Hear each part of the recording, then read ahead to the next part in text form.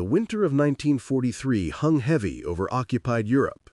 In the gray skies above Rotterdam, the roar of Allied bombers had become an almost nightly presence. Each sortie represented another step in Britain's relentless campaign to starve Germany of supplies, to choke the arteries of the Reich through the unforgiving seas of the Atlantic. Deep beneath those waves, the hunters of the Kriegsmarine, the U-boat fleet, prowled in search of convoys, their commanders still convinced that the Atlantic belonged to them. For years they had been the predators, but now, one by one, the hunters were vanishing. At first, Admiral Karl Dönitz refused to believe the losses were anything more than chance, the cruel dice of war. A boat overdue here, another lost contact there. These were the ordinary risks of the deep. Yet, as weeks turned into months, the pattern became impossible to ignore. Entire wolf packs were being obliterated. Crews who once boasted of a dozen sinkings now sent no signal at all. The Atlantic, once a hunting ground, was turning into a graveyard. The U-boat arm had been the pride of Germany's navy. Dönitz himself had built it into a formidable force, confident that through discipline, radio coordination, and stealth, his submarines could cut Britain's lifeline. But by early 1943, that confidence had cracked. In Berlin, reports arrived daily, boats sunk, crews missing, convoys breaking through untouched. Even the most seasoned commanders were unnerved. They surfaced under the cover of night, only to find Allied aircraft waiting, their searchlights slicing through darkness like daggers. Something had changed. The Allies could now see in the dark. In February 1943, fate offered a clue. A Royal Air Force bomber, an enormous Stirling, was returning from a raid over Europe. Somewhere near Rotterdam, it was struck by anti-aircraft fire. Engines failed, and the aircraft crashed in a marsh outside the city. German troops reached direct before the British could destroy it. Inside, among the twisted metal and burnt maps, they found a strange device. It looked like a radar set, but nothing like those known to German engineers. A parabolic dish, small and compact, connected to components that emitted faint warmth, as if pulsing with invisible energy. Nearby lay a thick glass tube, heavy, with copper striations inside. The soldiers didn't know what they were looking at, but they knew it was valuable. The device was sent to the Luftwaffe's Signals Intelligence Division, then immediately forwarded to the Telefunken laboratories in Berlin. General Wolfgang Martini, head of the Luftwaffe's Radar and Signals branch, examined it personally. Martini was a methodical man, intelligent, skeptical, always searching for the unseen connections in war's machinery. He had heard of Allied radar advances, but what lay before him was beyond expectation. His engineers quickly realized that the British had achieved something extraordinary. They had developed a new radar operating at a wavelength so short, around 9.1 centimeters, that it was invisible to all known German detection systems. For months, German scientists had believed that the METOX receiver, installed on most U-boats, could detect any radar in existence. It picked up the long waves of British air-to-surface vessel, ASV radars, warning submarine crews when aircraft were near. But now, as Martini's men tested the captured device, the truth dawned. This new radar emitted no detectable signal to METOX. To German ears, the sky was silent. But in that silence, British bombers could see everything. Martini's team at Telefunken dismantled the strange glass tube, the cavity magnetron. It was small, rugged, and astonishingly powerful, capable of generating high-frequency microwaves with precision.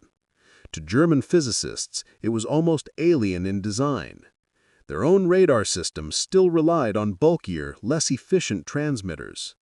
The magnetron's existence meant that Allied aircraft could carry radar compact enough to fit into nose-mounted units, radar that could detect a submarine periscope protruding inches above the sea.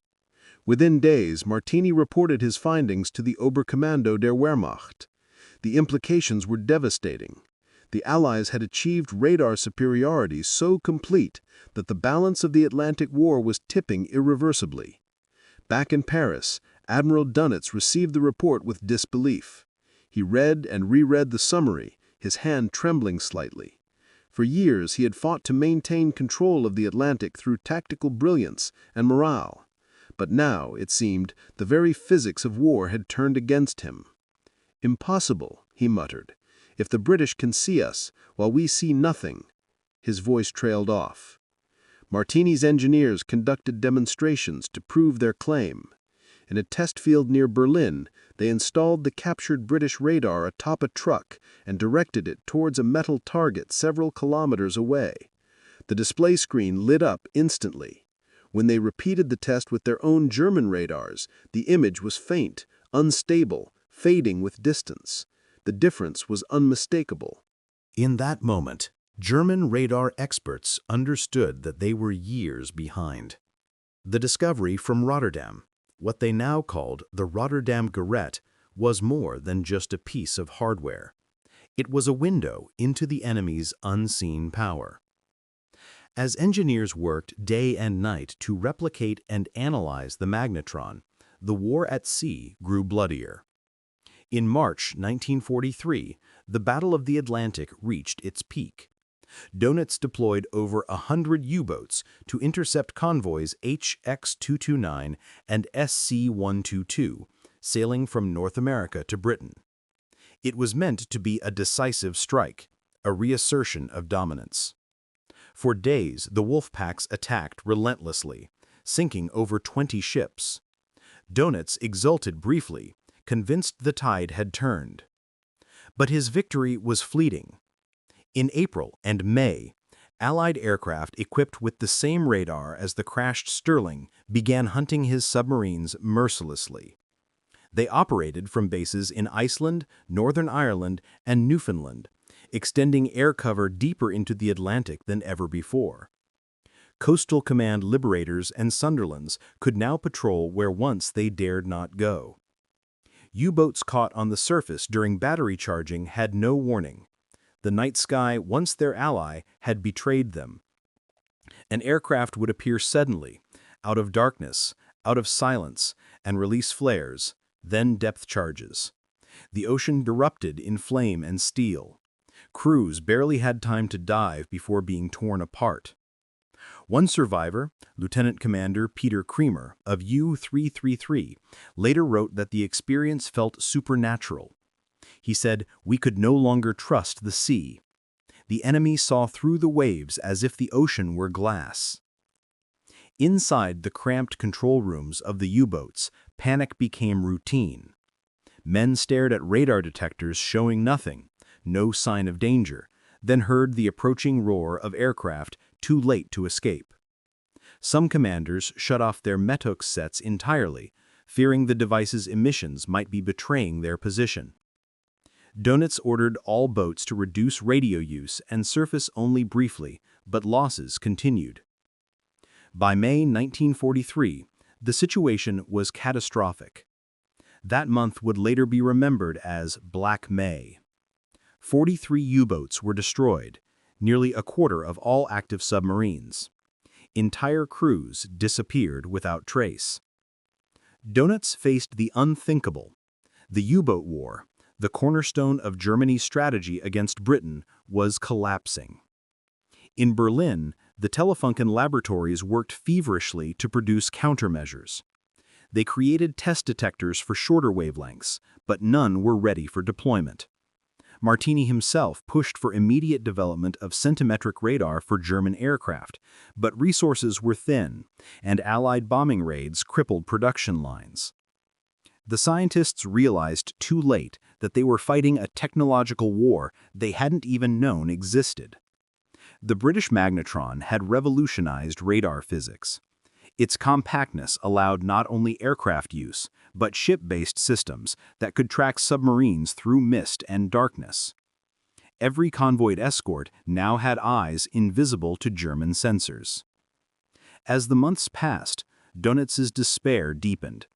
He ordered his submarines to retreat temporarily from the North Atlantic. On May 24, 1943, he issued the withdrawal directive that marked the end of Germany's offensive U-boat campaign. For the first time since the war began, the Atlantic was no longer a battlefield under German initiative. It was a defensive retreat. That decision cost him personally as well. Among the U-boats lost that month was U-954, commanded by his son, Peter Dönitz.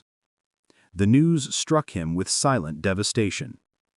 Those close to him recalled that he received the telegram in his office, stared at it without speaking, then folded it carefully and placed it in his pocket.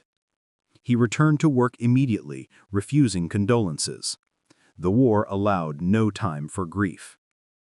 As the Battle of the Atlantic turned decisively against Germany, Dönitz's scientists struggled to find an answer. They produced a new warning receiver, the Naxos, designed to detect centimetric radar. But by the time it reached the fleet, Allied technology had already advanced again. The gap could no longer be closed. Meanwhile, in Britain, the success of the H-2S radar and the magnetron was kept secret, even from many in the Royal Air Force.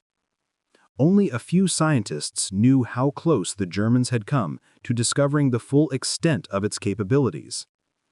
Ironically, the very crash from Rotterdam that revealed the magnetron also convinced Allied intelligence to accelerate counterintelligence measures.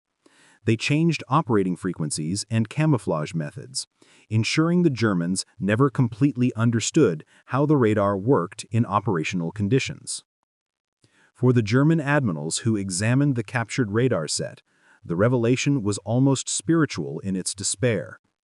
It explained everything: the invisible eyes that haunted their submarines, the sudden losses, the silence from the deep.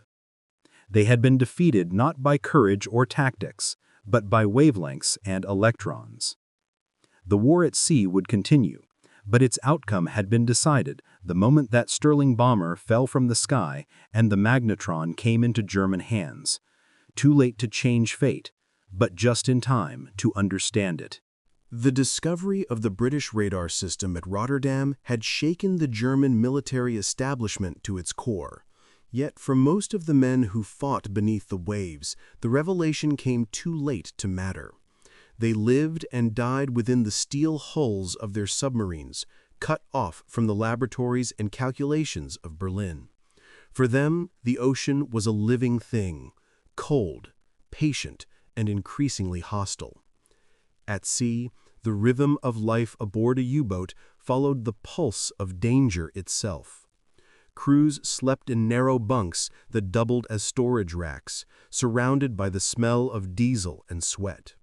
The clang of machinery, the whisper of compressed air, the steady tick of gauges, all were familiar sounds of survival. In the early years of the war, these men had felt invincible. Allied convoys were slow, disorganized, and poorly protected. Every sinking brought cheers.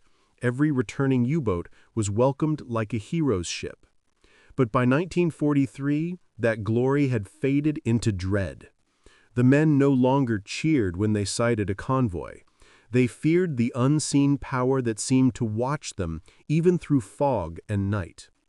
Commanders like Werner Henke, who had once reveled in daring surface attacks, now spoke in grim tones about an enemy that saw everything. He would later tell interrogators after his capture, "The English had some device. It could see us when no human eye could. The ocean betrayed us." The turning point had come gradually, but the cumulative effect was devastating. In the first years of the war, German U-boats relied on surprise and darkness. They surfaced at night to charge batteries, navigating by stars or the dim glow of the moon. The surface was their lifeline. But the new British radar erased the concept of night.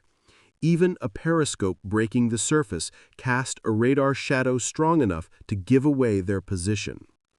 The crews called it the curse of the black sky. They never saw the aircraft until the final seconds. The sudden glare of flares, the scream of diving engines, and the explosion of depth charges, these became the final sensations for many men of the U-boat arm. Dönitz, once the architect of the Wolf-Pack doctrine, was now forced into a desperate rethinking of naval warfare. He ordered new technical measures to counter the Allied advantage. Scientists proposed the installation of radar-absorbing coatings, new warning receivers, and the development of a snorkel system that would allow submarines to remain submerged for extended periods. But production delays, material shortages, and relentless bombing crippled progress. At Telefunken and other research centers, engineers disassembled the captured magneton over and over, trying to replicate it. They could understand its principles, but not its precision. The British had perfected industrial techniques to manufacture the magneton's cavities with microscopic accuracy. German machining, already strained by wartime conditions, could not match that tolerance. Martini himself visited Admiral Dönitz to explain the situation personally. His words were clinical but carried the weight of inevitability. Herr Admiral, the enemy operates on wavelengths our instruments cannot perceive. Until we can build equivalent transmitters, our detectors are blind. Dönitz listened in silence. He was a man of action, not science. He measured the world in tonnage sunk and men lost, not in wavelengths or frequencies. But even he understood the truth. No amount of courage or discipline could defeat what could not be seen. By the spring of 1943, the Battle of the Atlantic was no longer a contest of endurance. It had become a test of technology and intelligence. Allied codebreakers at Bletchley Park, armed with decrypts of German naval communications, coordinated convoys with radar-equipped aircraft. Each time a U-boat signaled home, it risked revealing its position. Each transmission was another thread the Allies could trace. Meanwhile, on the airfields of Coastal Command, crews were growing more confident. The radar operators, often young men barely in their 20s, could now spot a submarine's conning tower on their cathode screens as a glowing blip against the darkness. In a matter of minutes, a patrol aircraft could home in and dive and drop depth charges with pinpoint accuracy. The Germans called it death from silence. In late April 1943, U-boat commanders began noticing that the usual warning buzz of the METOX detector had gone eerily quiet. Normally, when an Allied aircraft approached using its older long-wave radar, the METOX would emit a series of clicks, warning the crew to dive. Now, there was nothing. Boats surfaced at night, unaware that a liberator was already tracking them. One after another, U-boats disappeared. U-226, U-465, U-528, all lost within weeks. For each sinking, dozens of families in Germany received the same telegram: "Your son has fallen for Führer and fatherland." Admiral Dönitz could no longer hide the truth from his superiors or his men. At a meeting with Grand Admiral Raeder's staff, he admitted that the situation was untenable. "Our losses," he said flatly, "are unsustainable. The enemy has found a means of detection against which we have no defense." In May, the climax arrived. Convoy ONS-5 sailed from Liverpool to Halifax, guarded by modern escorts armed with centimetric radar. Dönitz dispatched a massive Wolf-Pack, 40 U-boats, to intercept it. The result was catastrophic. For days, storms raged across the Atlantic as the submarines hunted their prey. But the escorts, guided by radar and Huff-Duff direction finders, struck first. Over a dozen U-boats were destroyed in that single battle. Out of 40, fewer than half returned. Aboard U-954, Peter Dönitz struggled to maintain contact amid the chaos. His father had warned him of the danger, but the young officer had insisted on serving like any other commander. When U-954 failed to report, Dönitz knew the truth even before the confirmation arrived. His private loss mirrored the defeat of the entire U-boat arm. The German Navy had prided itself on technological mastery, yet it had been blindsided by a single device, a piece of metal no larger than a coffee cup, hidden inside an Allied bomber. That device, the cavity magnetron, had transformed the balance of war. It allowed radar to move from the realm of ground stations and battleships into the skies, carried aboard fast, agile aircraft. For the British, this leap was the result of years of quiet collaboration between scientists and the military. Since 1940, researchers like Sir Robert Watson Watt, John Randall, and Harry Boot had refined radar technology, culminating in the magnetron breakthrough. When the United States joined the war, the two nations shared their radar secrets through the Tizard mission, accelerating development even further. By 1943, Allied radar was decades ahead of anything the Axis could field. German scientists were not ignorant of microwave theory. They had experimented with similar concepts in the 1930s, but dismissed them as impractical. Their equipment lacked the stability and power output necessary for real-world use. When the British proved that microwaves could guide aircraft and reveal submarines, the shock in Berlin was profound. General Martini's reports circulated among the upper ranks, each more desperate than the last.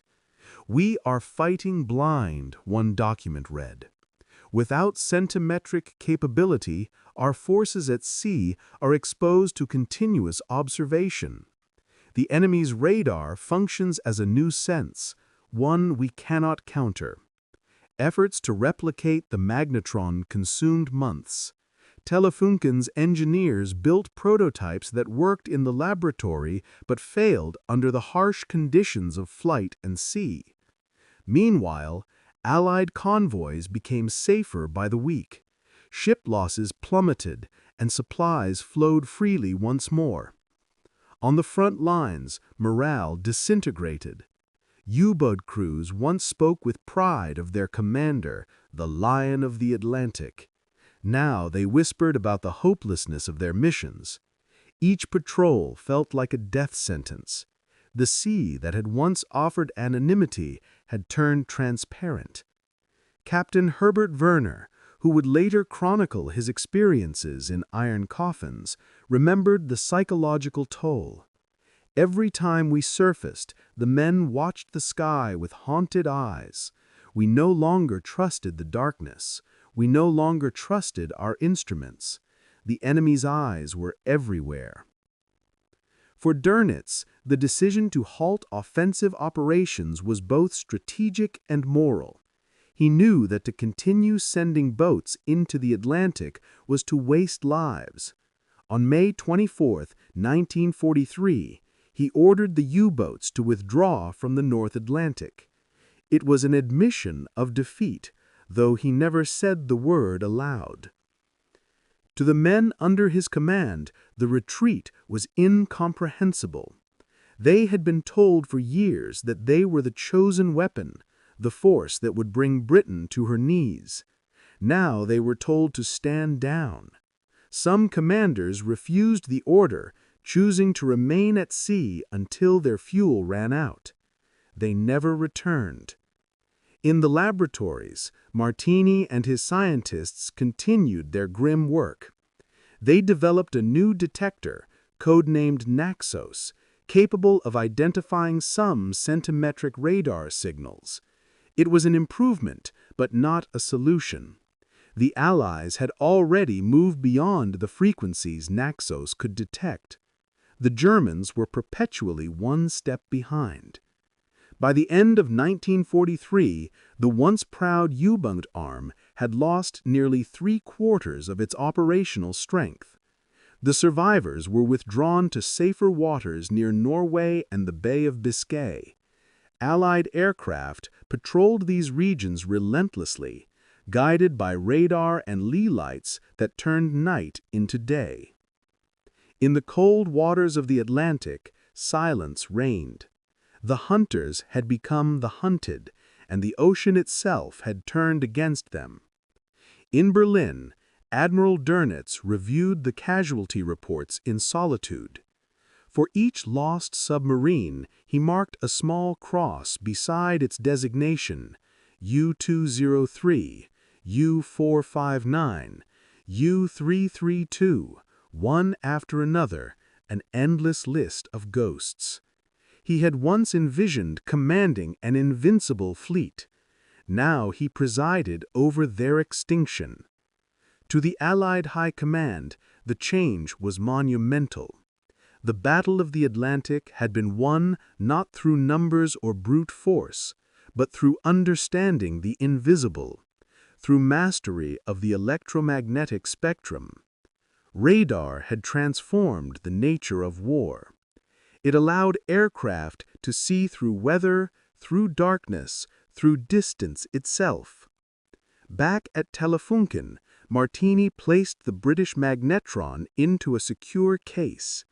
To him, it was a marvel and a symbol of failure. "This," he said quietly to an aide, "is the weapon that killed the U-boat." And yet, he could not help but admire it. In its copper walls and circular chambers lay the embodiment of human ingenuity, the triumph of science over secrecy. It was a silent victory, invisible yet absolute. As 1943 drew to a close, the German Admiralty finally understood what had happened to their submarines. They had been undone by a beam of energy no eye could see, a whisper of power that bounced off steel and water, revealing their presence to a distant operator.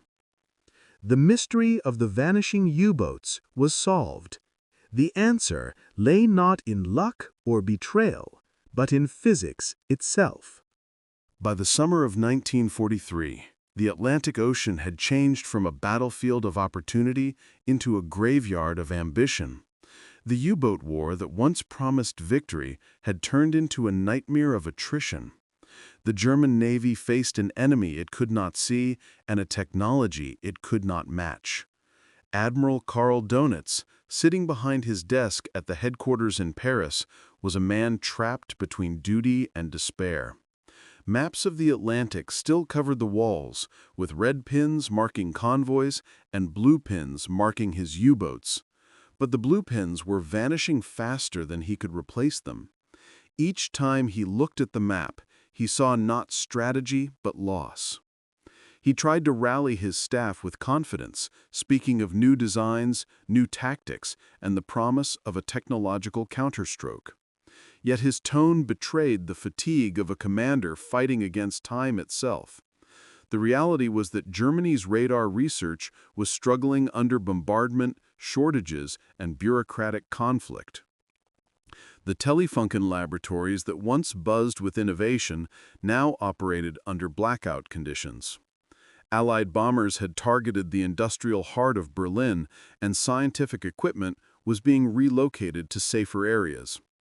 Even so, General Wolfgang Martini and his engineers refused to stop. They continued to probe the secrets of the British magnetron, attempting to reverse engineer its capabilities. Despite their dedication, progress was painfully slow. German technology relied on klystrons and other forms of high-frequency oscillators, but none could match the magnetron's compactness or power. Each test yielded partial success, followed by failure. Components melted, frequencies drifted, circuits overloaded. The war was moving faster than their research. In desperation, Martini ordered the creation of a new radar warning receiver, codenamed Naxos. It was capable of detecting emissions around 10 centimeters, near the range of Allied centimetric radar. Installed on U-boats, Naxos provided a faint echo of warning. But by the time it entered service late in 1943, the Allies had already shifted frequencies again. The German Navy's scientific bureaucracy was being outpaced by the Allies' agile collaboration between scientists and field units. In Britain and America, radar research was treated as a priority equal to weapons development.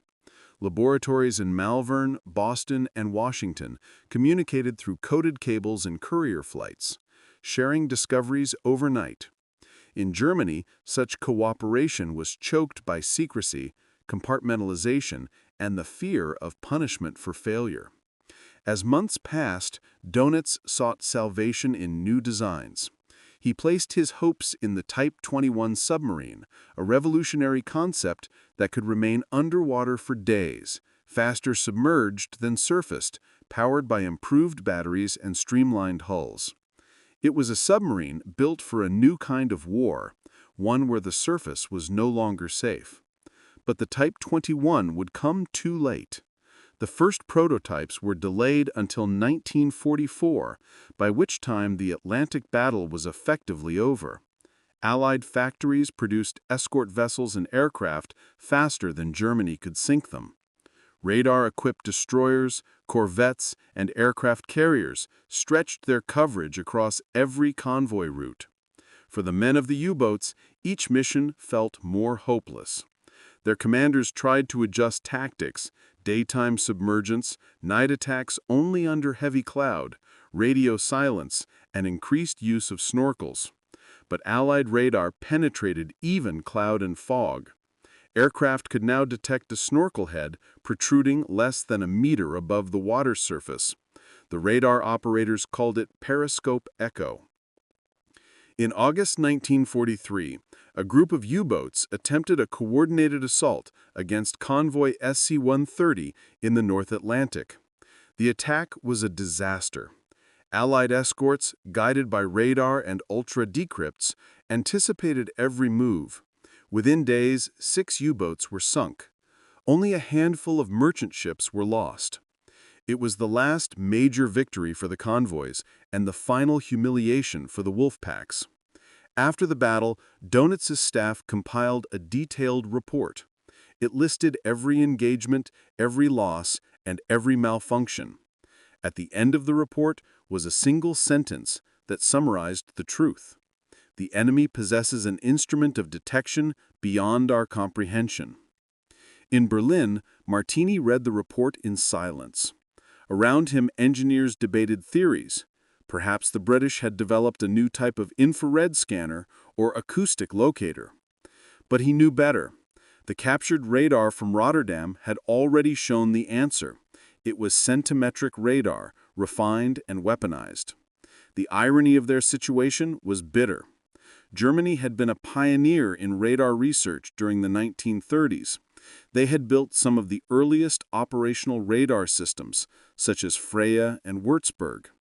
But their confidence in long-wave technology blinded them to the potential of shorter wavelengths. When British scientists introduced the cavity magnetron, they leapfrogged years of theoretical hesitation. In a private note, Martini wrote, "We have lost not only a battle, but an entire dimension of warfare. The enemy has seen into the invisible." Meanwhile, in Allied command centers, radar development continued to accelerate.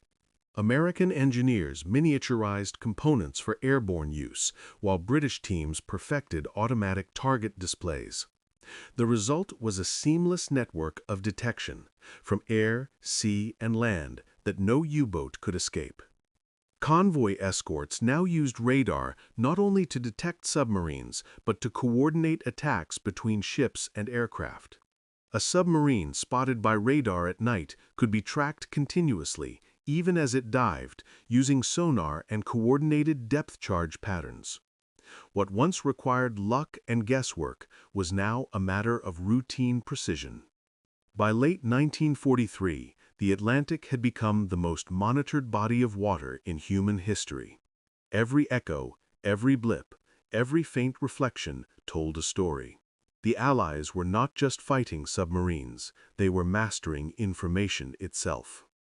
Inside U-boat pens at Lorient and Saint-Nazaire, morale had sunk as low as the boats themselves. The once echoing tunnels, filled with the clang of hammers and the chants of workers, now echoed with silence. Crews dreaded departure. Some drank heavily before patrols, knowing they might never return. Others wrote letters that would never be delivered. Veteran commanders like Peter Cremer tried to maintain discipline, but even he admitted that the magic was gone. He wrote later, "The sea had turned against us. Each wave concealed an eye. We had become ghosts before we were dead." Dönitz visited the bases often, speaking personally to crews before departure. His presence still commanded respect. To many, he was a father figure, stern, loyal, obsessed with the honor of the submarine service. But behind his calm exterior, he was haunted by the knowledge that his men were sailing into oblivion.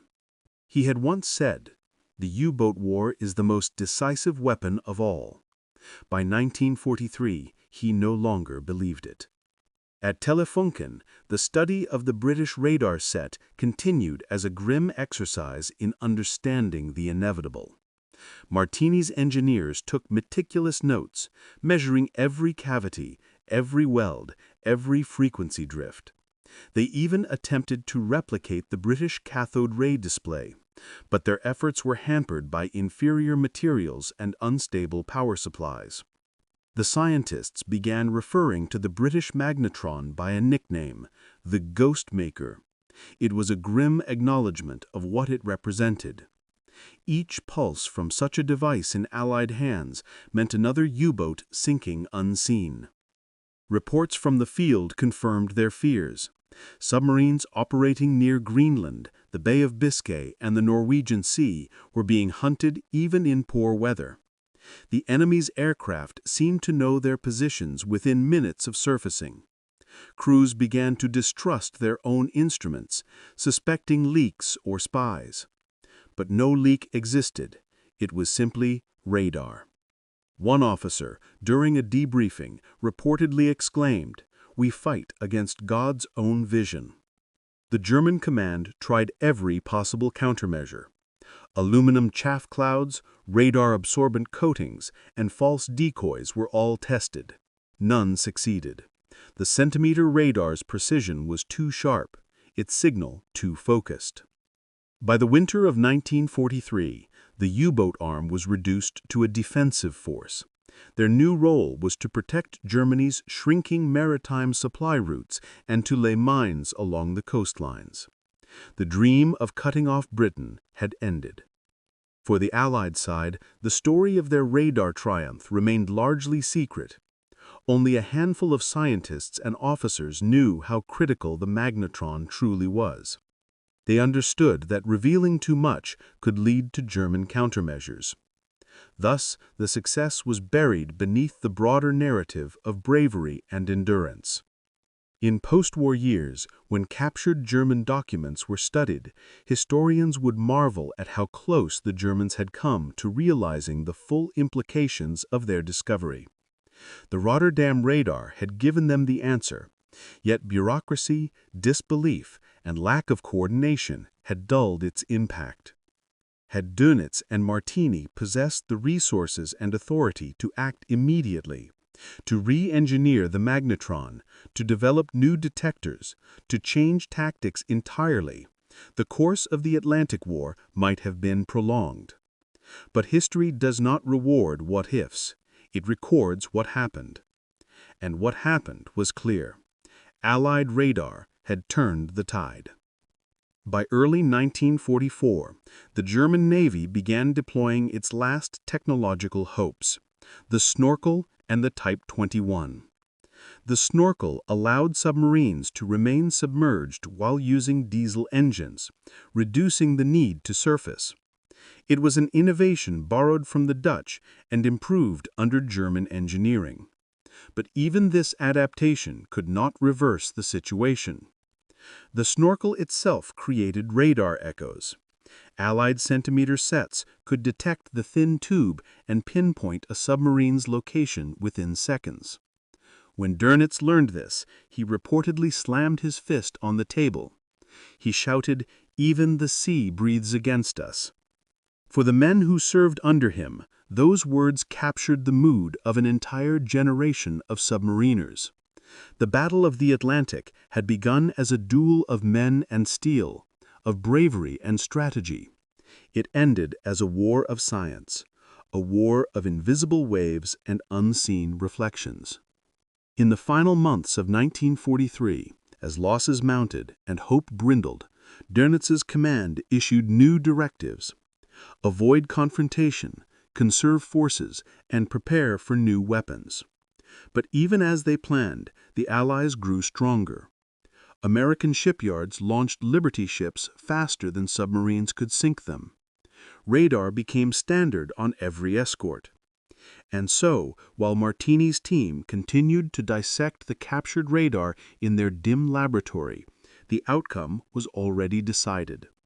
The British magnetron had done more than reveal the U-boats. It had revealed the limits of German naval power.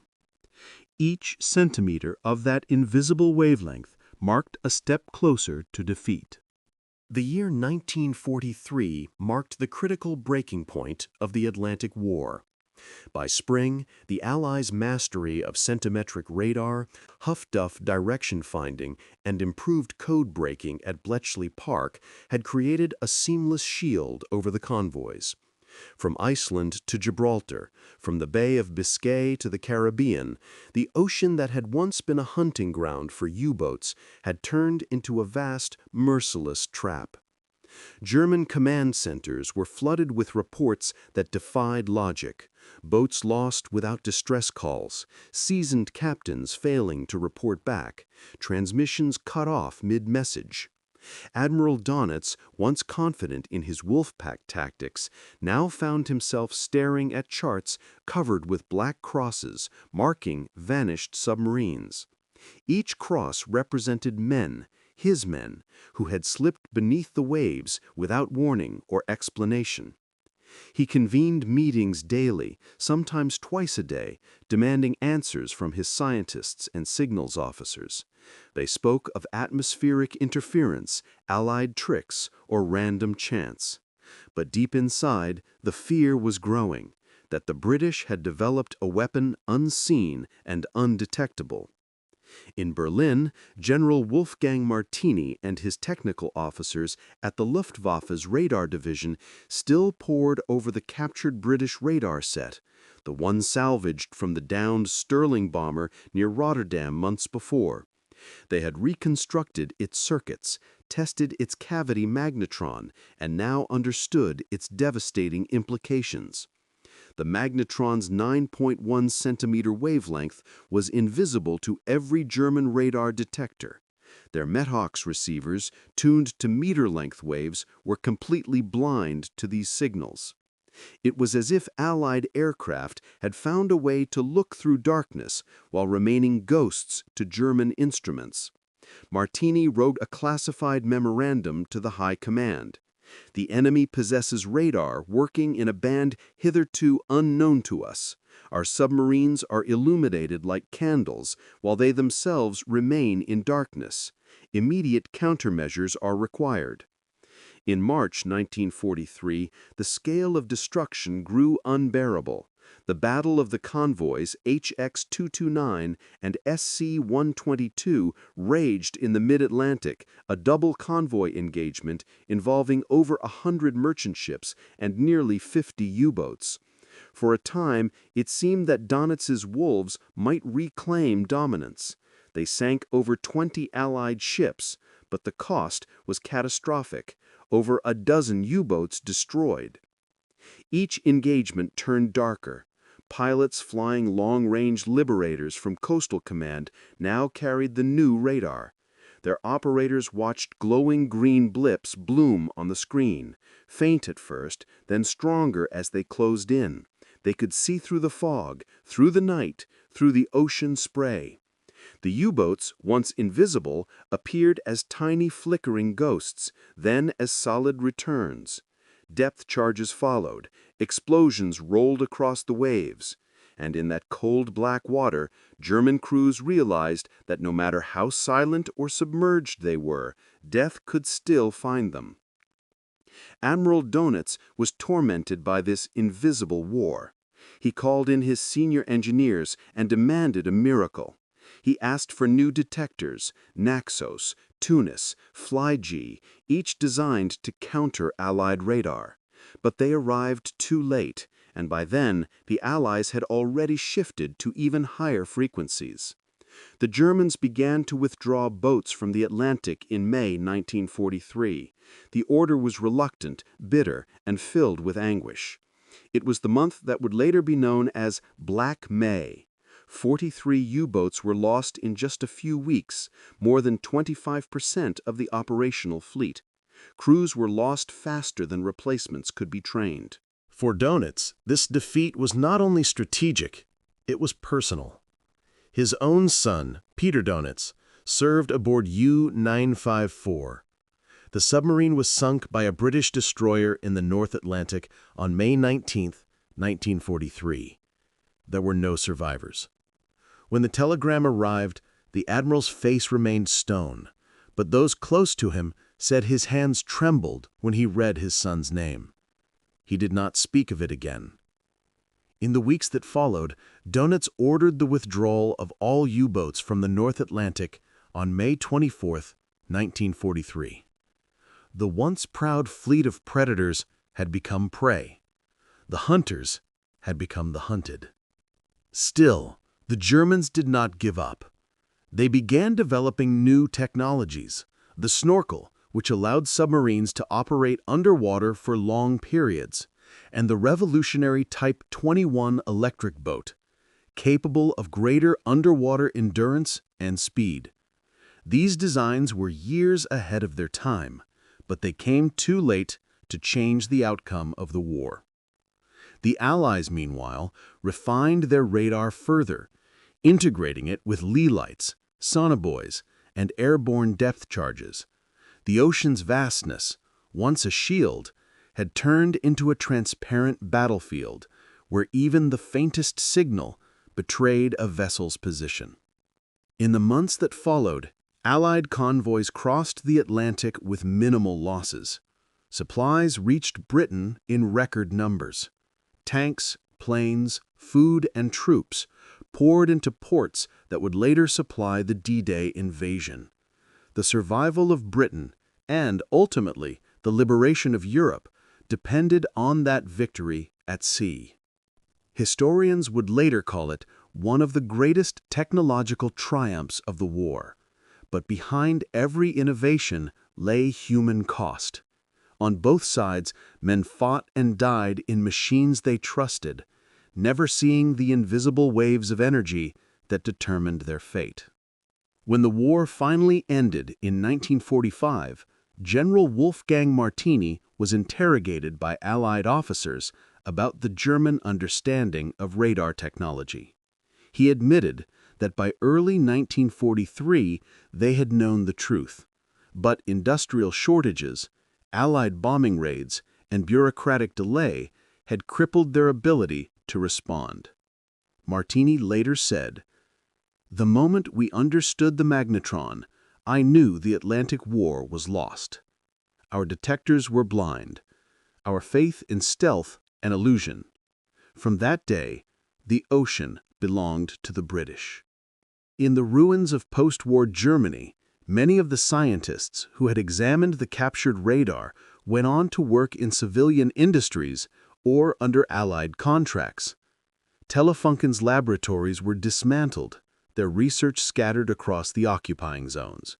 But the story of the Rotterdam Gerät, the captured H-2S radar set, remained one of those hidden moments when knowledge itself shifted the balance of power. It was not a bomb, or a new submarine, or a weapon of brute force. It was understanding. A handful of circuits, a cavity magnetron, and a secret wavelength that rewrote the fate of an ocean. For the men who sailed in the U-boats, few ever knew exactly what had changed. They only knew that one day the Atlantic grew dark and silent, and then it began to glow with the light of death from above.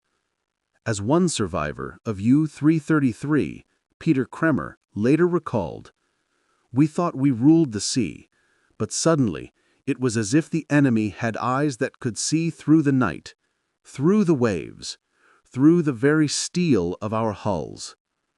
In the end, the Battle of the Atlantic was won not by numbers or courage alone, but by the power of innovation, the capacity to see what others could not.